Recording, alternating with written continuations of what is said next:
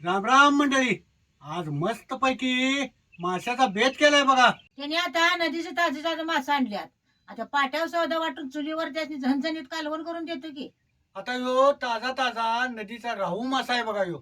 आणि त्या माशाचं अशी घाण काढून का नाही मोठ्या मोठ्या फोडी करून आणल्यात. तुम्ही मासूतून आणा जावा तर सौदा करायला लसूण सोलून घेतो. बर बर आणतो एवढं दोन.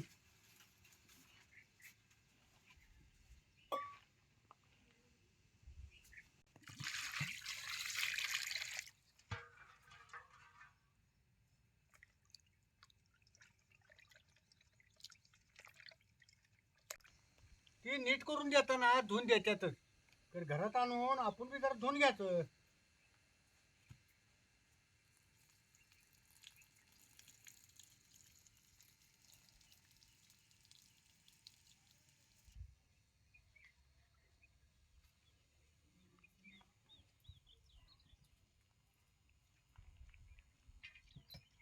अव सौदा करायला वल्ल खोबरं पाहिजे मला.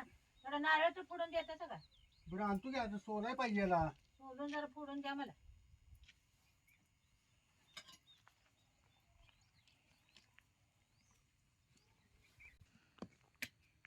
झाडाला जो नारळ वाळलेला होता आणि खाली पडल्यावर ही काय लवकर सोलतोय वय. त्याला काय मशीन नाही, खुरप्यानं सोलाय पाहिजे.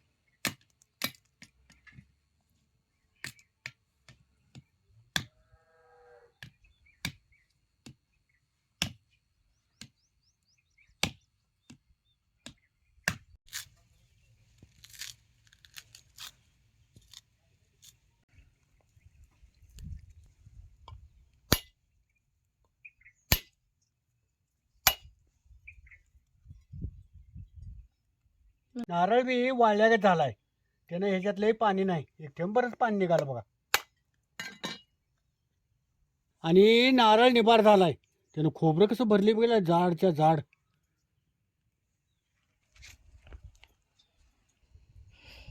तिथलं ताट एक दे ग, हे खोबरं ठेवतो, नारळाची बकलं ठेवतो की त्यात.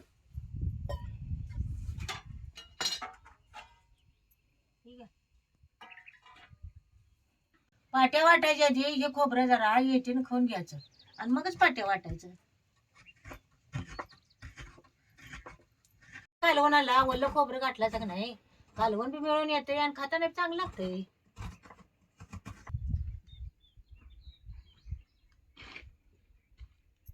आता 2-2 चमचे मोहरी धन घेतल्यात. हे बी आता खोबऱ्या संग तेलात भाजून घ्यायचं.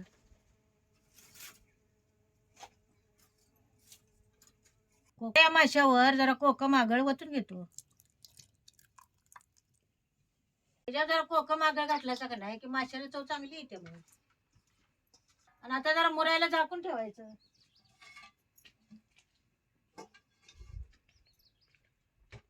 त्या तवा बी चांगला तापला हिचे जरा तेल होतो.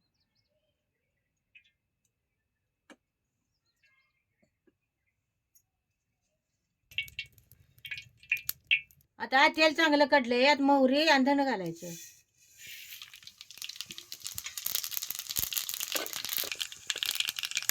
वल्ल खोबऱ्यात भाजायचं.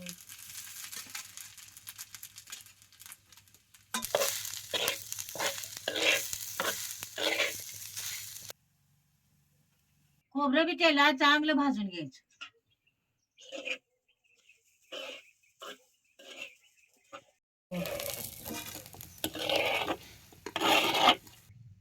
असं सगळं सौदा भाजून घेतल्या शेवटी कालवण खमंग होत नाही.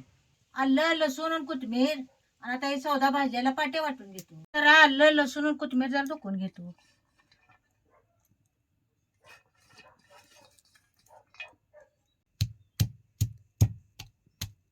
आधी जरा असं दुखून घेतलं सा की वाटताना मग चटकेत वाटतं या.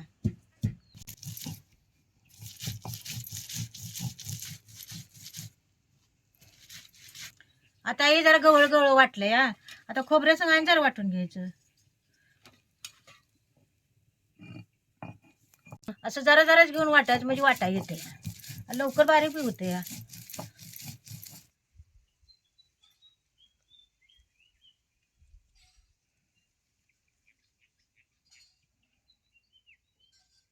सगळा सौदा बारीक पाट्या वाटून घ्यायचा.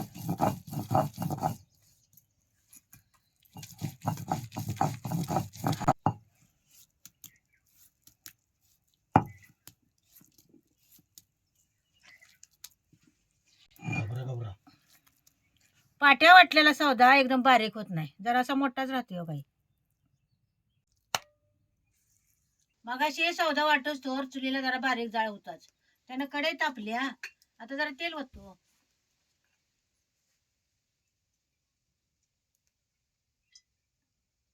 ते शेवट बी त्यात तमालपत्री टाकायची नाही, नाही कालवण खाताना मग तसा तेलाचा कसा वास येतोय. तेल चांगलं कडलं या, ह्याच्यात एक पळी चटणी आणि एक चमचा हळद घालतो.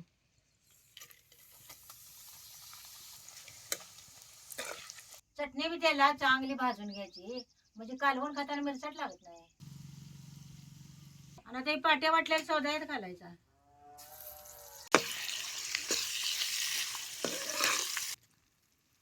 आता जरा सौदा शिजायला जरा पाणी घालायचं. लय बी पाणी घालायचं नाही, जरा पाणी घालून सौदा शिजवायचा. मगाशी सौदा सगळा भाजून घेतलाय, त्यानं लय वचर शिजवायला लागत नाही. सौदा चांगला शिजलाय, त्यानं कसं तेल सुटलंय बघायला. आता याच्यात मासं घालायचं.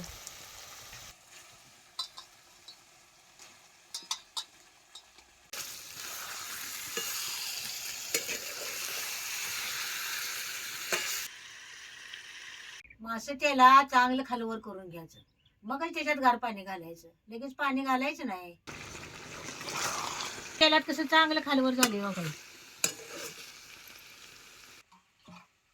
माशाच्या कालवणाला गारच पाणी घालायचं, ऊन पाणी घालायचं नाही.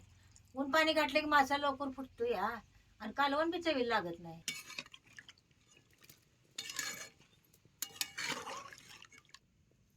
आता याच्यात जरा मीठ घालायचं.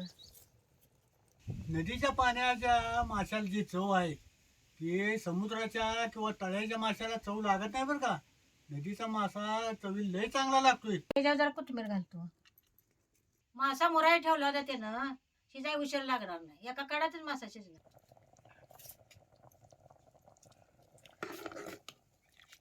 आता या रशाला कशी चांगली खळकावून उकळी आले बघा.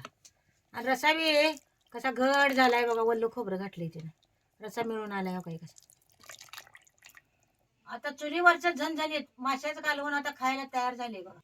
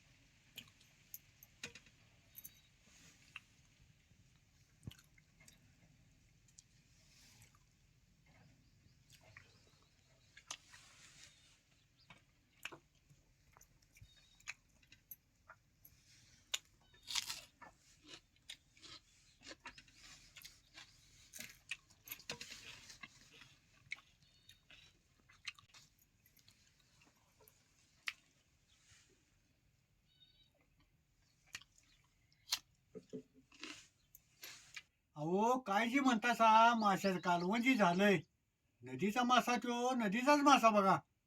अहो ताजा ताज्या माशाचं कालवण चांगलंच होतं या. हे कालवण एक नंबर चांगलं चालेल ग.